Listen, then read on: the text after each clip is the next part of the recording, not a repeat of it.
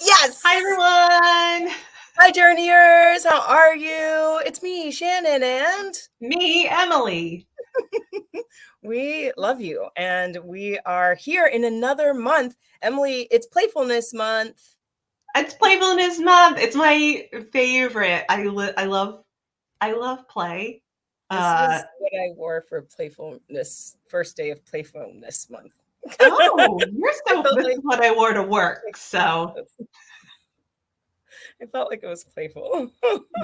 yeah, it's cute. It's great. Yeah, I'm very excited. I love Playfulness Month. I think this is one of those things where like I've spent a lot of time in the past year or so thinking about play, like a lot. So I'm super stoked to be a nerd. Tell just why have you been thinking about play so much? So so we've talked about my like outside of on and off job a little bit, but I consult with a preschool and a private an insurance-based preschool where a lot of these kids have developmental disorders, some autism, some intellectual disorders, some general developmental disorders. And one of my main projects there has been working on how to get the staff to play better with the kids, kind of assessing our kids' play skills and teaching our staff to kind of like meet them where they are. So I've been thinking professionally a lot about play. Wow. That's amazing. So I don't know if that's today's topic or another time or our monthly lecture where I'm like breaking down some play skills stuff, but I mean, we should talk about it because the thing that I had typed in there, hi Charlotte, and friends, hi all friends. The thing I had talked about in there was something fun like playing. How does play help us with something? Maybe. Are you asking what you put in the marketing for today? Yeah, like what did I put in there? What did I put in there? Charlotte, 2 points to you if you can copy paste what I said. It's great. But basically whatever it was talking about play and I think recovery from some stuff. We're like bouncing back. But hi sister, my sister's here as well. I sort of want to figure it out, but while I figure it out, tell me a little bit more about professional play. I think that's a big deal. Hey, look. Also, because I work with kids, it's a lot of getting grown adults to recognize kids where they are in terms of play,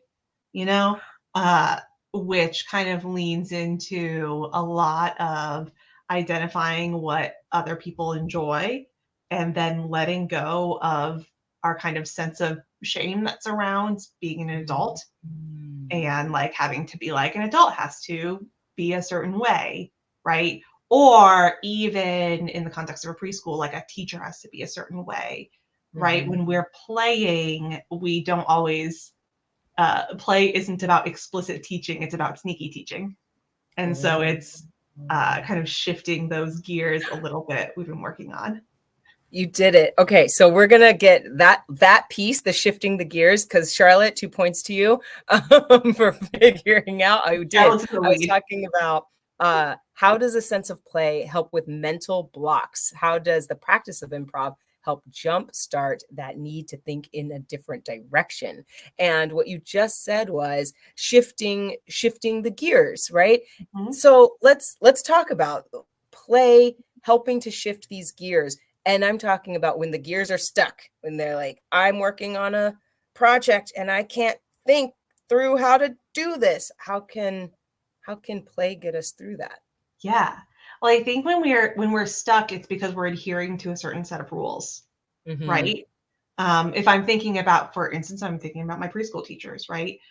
Where they're like, we have targets that we need to meet and we have lessons that we need to teach and we have learn units that we need to run.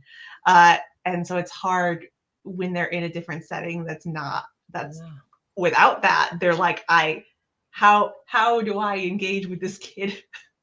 And similarly, like when we're working on, say, like some sort of office project, right? And we're like, okay, I know that there are certain rules to how I do this project, but something about it is different. There's a new software, there's a new requirement that just doesn't jive with the way that I usually do things. And when we lean into a sense of play and how to kind of mess with the rules, that's when we're able to break out of them, when we're able to be like, okay, what parts of these rules are flexible? What do we already know, and skill sets that we do already have that we can tweak a little bit to be successful in this new context? Right. Because when we're talking about play, we're not talking about being silly.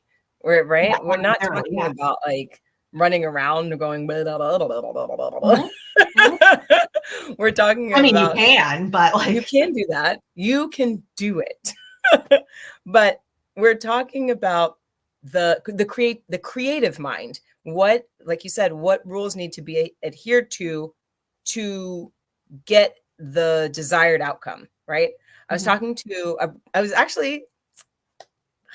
just talking to a substitute teacher yesterday who was talking about children who have either differences learning or just like who always are getting in trouble or going to the principal's office. And she told me this story about how she walked into a teacher's a classroom, and the teacher was yelling at this kid about sitting in his chair, like sit in the chair, like put your feet on the ground and put your hands on the desk and do the work or whatnot.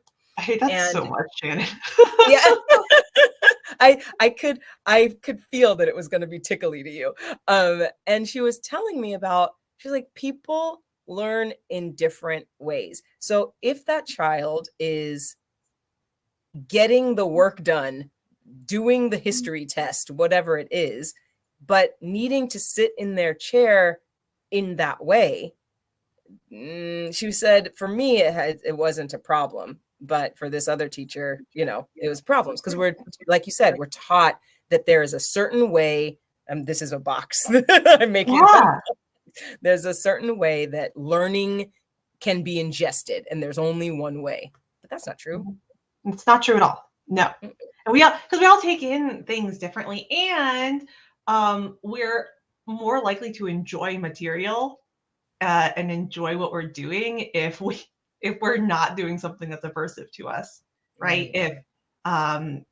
If you're a kid who's wiggly, or an adult that's wiggly, right, and you're told like you have to sit and not talk to anyone and not move or not fidget, not flip your pen around or anything like that, and that makes a more aversive and a dislikable work environment, right? And you care less about the stuff that's coming out of that teacher's mouth.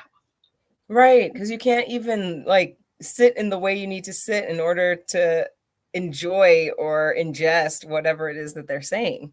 Right. Charlotte put a story in the chat just now about getting in trouble for doodling after they completed their English work. After you completed your work, Charlotte, I'm sorry, that's wild. You say boo.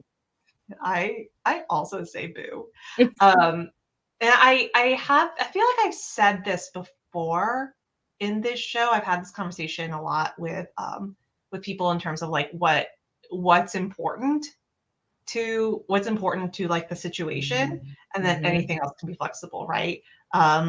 Like in Charlotte, in your example, completing your English work was important. The things around it, slightly less important, right? As long as you did the thing. For sitting and listening at the table, or like listening to a teacher's instructions, probably the important things are you're ingesting it somehow and you're not disrupting other students. Yep. Right? Anything else can be flexible, or should be flexible, in my opinion, when I make recommendations to people working with kids or other humans. Because when we're talking even about, so we're getting back to the other humans part, which looks like, for us, right, we're talking about adults, when we are in the space, when we're doing the work on stage, this is the on and off the stage part.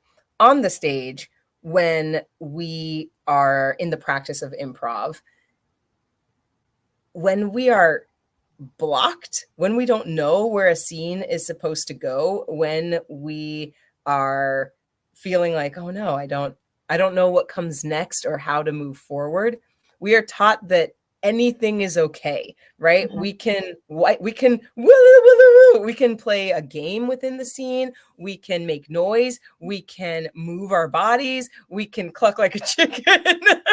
we can I love being able to poof out of scenes, like literally just go poof and and be done, like disappear myself.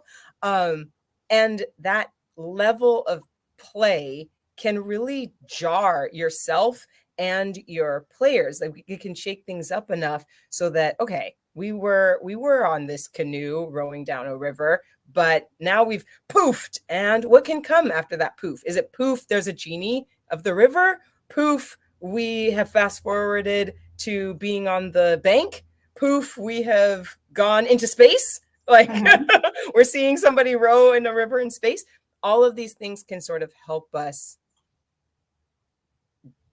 think about where we are differently. And I feel like obviously it does, but it translates on off stage as well. Because when we do that, all right, I'm doing this project.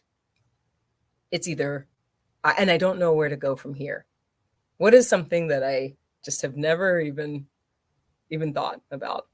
I'm going to draw a boat. I'm going to poof. How do I poof this? How do I get, I don't know, maybe it's time for colored sticky notes. You love a giant sticky note, Emily. I sure do. I do. I think one of the struggles though there when we're talking about like you can do anything is is choice paralysis a little bit. Ooh. Right? You're like you can do anything. And so I like to think about, again, the flexibility of the rules in terms of like what is tangentially related here, right? What, if these things in the world are true, these are the things that we know about the world, but like what can we push on a little bit to see what we can do with it, right? We're traveling in a boat and we don't know what to do, so maybe we start splashing. Yes. Or maybe we're like, oh no, a grizzly bear thinks we're a salmon or something. Right. Things that you associate with being in a canoe on a boat. I would make that recommendation in terms of like helping you find a thread. Or you can just say poof and see what happens. We're in space. Well, but that's right, because when we're off stage and we're finding the thread, that can look like, okay, well, what am I working on here, right? How has this been done in other places? Or what do I enjoy that I'm missing out of this particular project, right? Am I missing music? Am I missing a slideshow? Am I missing pictures of children? I don't know. Whatever it is, but you're right. This keeping it, I do have, but in my head, hey, is this good? No. Yeah.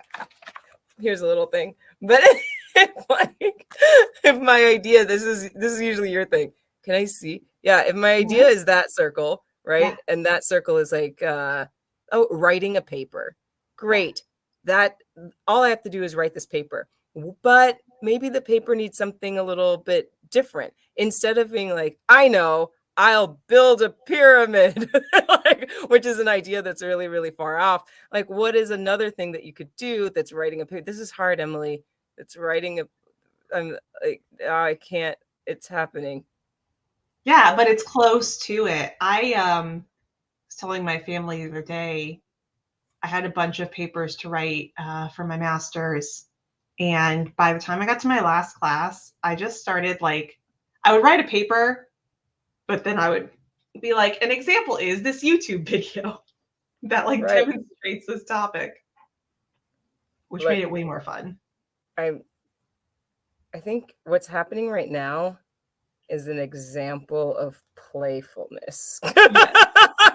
Where With you are, and actually, yes, you're right, because what you're doing is like you drew a circle, you started to do a thing, and now you're just kind of continuing within a similar but flexible set of rules. There we go. Right? You made the rule, I'm drawing a circle, but then you were like, I'm drawing a bigger circle. It's like, well, even, as here's the thing that we're talking about. You and I, when this is going to get, well, I feel like it's going to get meta. Like, so see if we can like hang together. But the idea of Emily and Shannon right now are in a show talking about being stuck, right? And we're also talking about like being playful. Well, Emily has a degree in playfulness.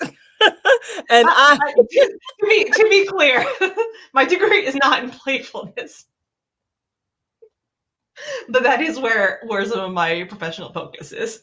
It's great.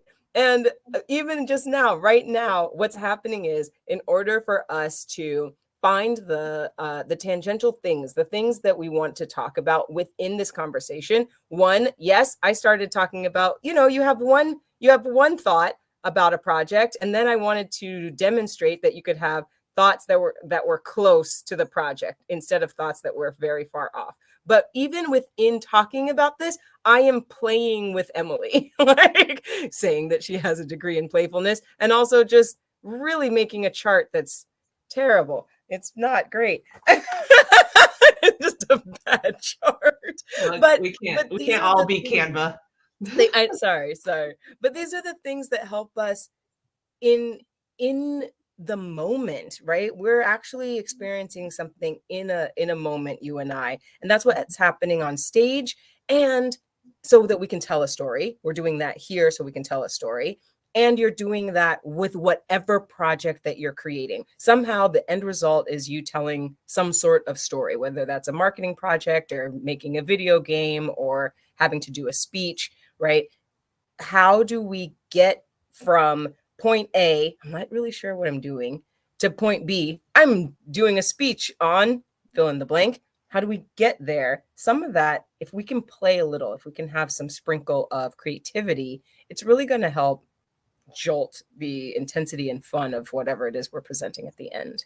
Yeah, I agree. And make it, I think fun is important. And I think not a lot of what we think about when we think about professional work, right? Most people would not say that their job is fun. I personally find that very sad. Yeah. I think if you're going to if you're working full time, spend 40 hours a week doing a thing, you should find something enjoyable about it. Mm-hmm.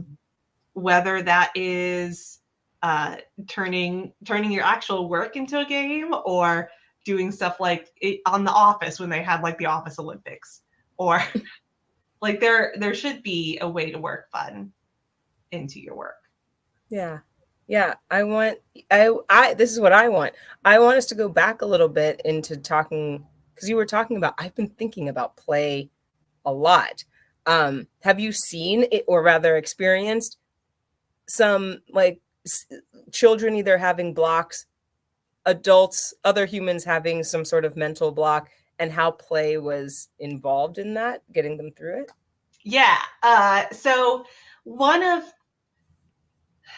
this is a sort of a touchy play training is a little bit of a touchy ethical gray area in my field, honestly, because when I'm working with children with intellectual or developmental disorders, sometimes they get stuck in different like levels of play, right? There are skills that are involved in play, and if you don't have it yet, you don't have it yet, right? If you don't have the concept of pretend play, you're not going to pretend to be a pirate, right?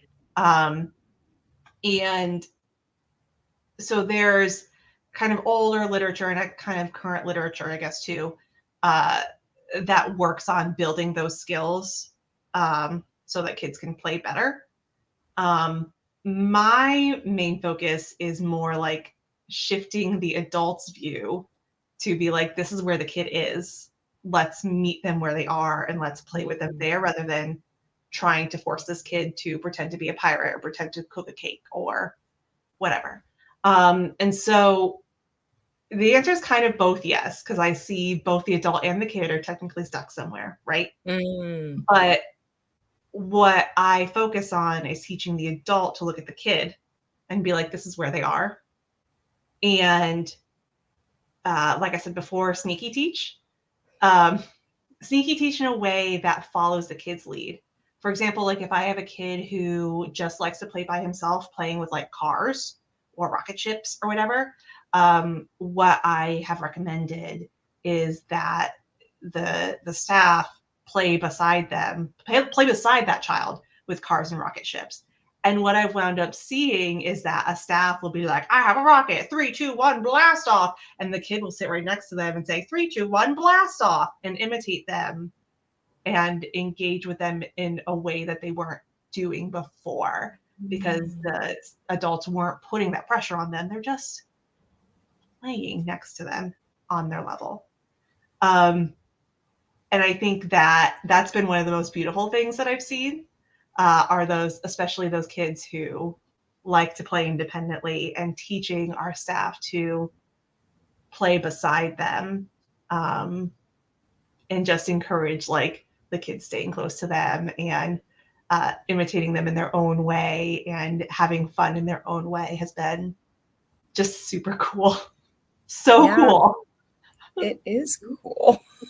It is cool because that person, this kid, is communicating now in a way that they weren't communicating before, and making, this is what I'm hearing you say, and making progress just because we're not the anxiety, but we're creating a space in which they can sort of like, the pressure is a lot lower than it was. Yeah, and it's on their own terms, right? The teacher isn't saying, imitate me blasting off a rocket, but they're following that kid, seeing that kid like with some vehicles, and they're following that kid's interests, right? And the kid is engaging on their own terms rather than being made to engage, which is more valuable and more important, just like when we're talking about the education thing, the schools, right? If you have someone who is like, okay, sit down, blast off this rocket, and you don't wanna, you're less likely to enjoy that situation than if you stumbled in on it yourself. There is an element, the word that comes up when I'm listening to you speak is mistake. And I'm thinking about leadership and making overt mistakes, like as in making mistakes in front of people, so as to tell the people that you're with that it's okay to make mistakes. Like out of mistakes comes creativity, and you don't have to, there's value. What I'm hearing is there's value in this playful, like, I'm going to move forward with whatever project, and the play comes with being open and creating space for creativity. And maybe that creativity takes us down the road. No, we don't like that road, but we can always shift back to the road that we like. And that shift and that creativity is all comes under the word play, I believe. Yeah. Kind of toying with concepts, toying with ideas, and like being open. I think that is incredibly important for a leader to be open to failure, right? And to be open to like, just like if you're playing parallel with a rocket ship, right? For a leader to be like, I'm working on this project and I'm trying these things, and some of them work and some of them don't work. And then the employees are like, oh, yeah, some of them don't work for me, but some of them do work for me. Like that silly thing that he did, or like that cool thing that you did might actually work for my project.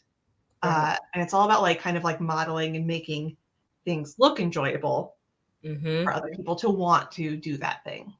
Right. Ooh, that is we use the word vulnerable a lot here, but that is a vulnerable place to be. Like you really have to be able to open up. When I'm thinking like we're talking about this adult part, but even back into um paralleling with these rocket ships with playing with a kid, you really do have to be vulnerable because the thing that you're doing is new, right? We've really been taught that, hey, sit down, say 3, 2, 1, rocket ship. Like Mhm. we've been taught that. And in order for us to connect with a kid, we have to sort of let that go. And that can be a really vulnerable place because you're playing with a child and you want the child to grow up well, learn the thing or whatever, succeed really is what you want the child to succeed. But one, there are many roads to success, and two, success looks different to everyone. My mom, shout out to my mom. I have noticed has started to say to me, and when I get off the phone with her, I think she says it to my sister too, but she has started to say, we wish you much success, whatever that means to you. That's so Thank you, sweet. mom. It's Aw. good. It's good. But I mean, it's funny because actually, I would say that I sort of play for a living. I think Dave Gow would probably say the same thing, right? Yeah. He used to say that a lot. But I play for a living, and so success looks very different for me. Like what does it mean to be successful in my life, but also what does it mean to be successful like when you and I teach together, right? When we Mhm. have taught together, when we look at our group, we are measuring their success with a completely different measurements than you measure other people's success. Yeah, or even like any other kind of improv class, right? Yeah. We like to say, Yes. if you haven't taken one of our workshops, we like to say that we are here to make you better people. Mhm. And if you happen to get better improv skills, what a good side effect. Ooh, so good. So good on those side effects. We like a good improv, being good on stage side effect. Yeah. But yeah, But I let's make mean, you better people. but for our classes, our main outcome, we want people to enjoy it. We want people to learn things that they apply off the Mhm. stage. Um, and that is a different sort of thing than you would get out of many uh, improv intensive workshops or for any general performance art workshop, right? Yeah. Um, yeah. Yeah.